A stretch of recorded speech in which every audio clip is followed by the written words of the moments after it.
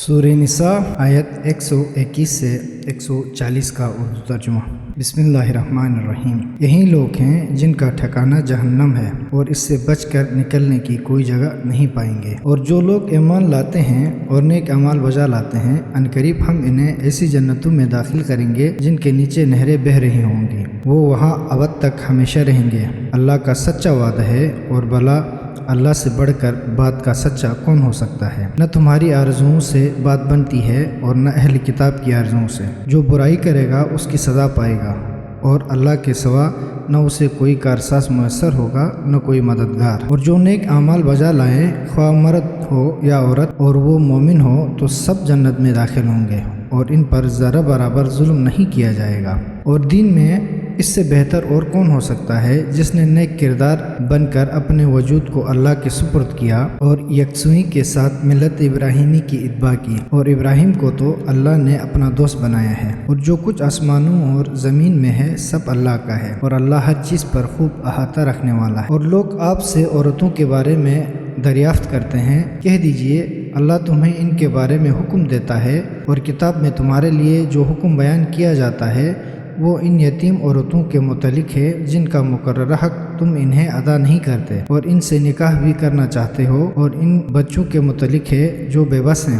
اور یہ حکم بھی دیتا ہے کہ یتیموں کے بارے میں انصاف کرو، اور تم بلائی کا جو کام بھی انجام دو گے تو اللہ اس سے خوب آگاہ ہے۔ اور اگر کسی عورت کو اپنے شوہر کی طرف سے بے اعتدالی یا بے رخی کا اندیشہ ہو تو کوئی مذائقہ نہیں کہ دونوں آپس میں بہتر طریقے سے مصالحت کر لیں، اور صلاح تو بہرحال بہتر ہی ہے، اور ہر نفس کو بخل کے قریب کر دیا گیا ہے۔ لیکن اگر تم نیکی کرو اور تقوی اختیار کرو تو اللہ تمہارے اعمال سے یقیناً خوب باخبر ہے۔ اور تم بیویوں کے درمیان پورا عدل قائم نہ کر سکو گے خواہ تم کتنا ہی چاہو، لیکن ایک طرف اتنے نہ جھک جاؤ کہ دوسری کو معلق کی طرح چھوڑ دو۔ اور اگر تم اصلاح کرو اور تقوی اختیار کرو تو اللہ یقیناً درگزر کرنے والا، رحم کرنے والا ہے۔ اور اگر میاں بیوی دونوں نے علیحدگی اختیار کی تو اللہ اپنی وسیع قدرت سے ہر ایک کو بے نیاز کر دے گا، اور اللہ بڑی وسعت والا، حکمت والا ہے۔ اور جو کچھ آسمانوں اور زمین میں ہے سب اللہ کی ملکیت ہے۔ بے تحقیق ہم نے تم سے پہلے اہل کتاب کو نصیحت کی ہے، اور تمہیں بھی یہی نصیحت ہے کہ تقوی اختیار کرو۔ اور اگر کفر اختیار کرو گے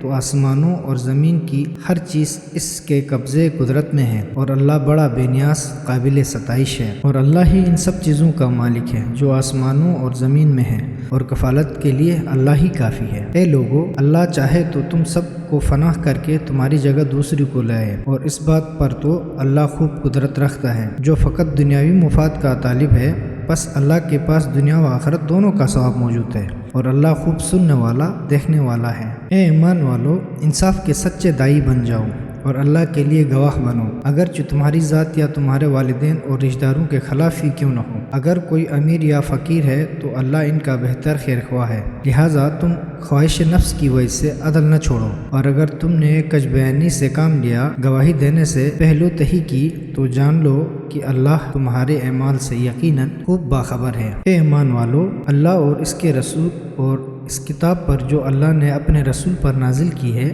سچا ایمان لے آؤ، اور اس کتاب پر بھی جو اس نے اس سے پہلے نازل کی ہے۔ اور جس نے اللہ، اس کے فرشتوں، اس کی کتابوں اور اس کے رسولوں اور روز آخرت کا انکار کیا، وہ گمراہی میں بہت دور چلا گیا۔ جو لوگ ایمان لانے کے بعد پھر کافر ہو گئے، پھر ایمان لائے، پھر کافر ہو گئے، پھر کفر میں بڑھتے چلے گئے، اللہ انہیں نہ تو معاف کرے گا اور نہ ہی انہیں ہدایت کا راستہ دکھائے گا۔ اے رسول، منافقوں کو دردناک عذاب کا مزہ سنا دو۔ جو ایمان والوں کو چھوڑ کر کافروں کو اپنا حامی بناتے ہیں، کیا یہ لوگ ان سے عزت کی توقع رکھتے ہیں؟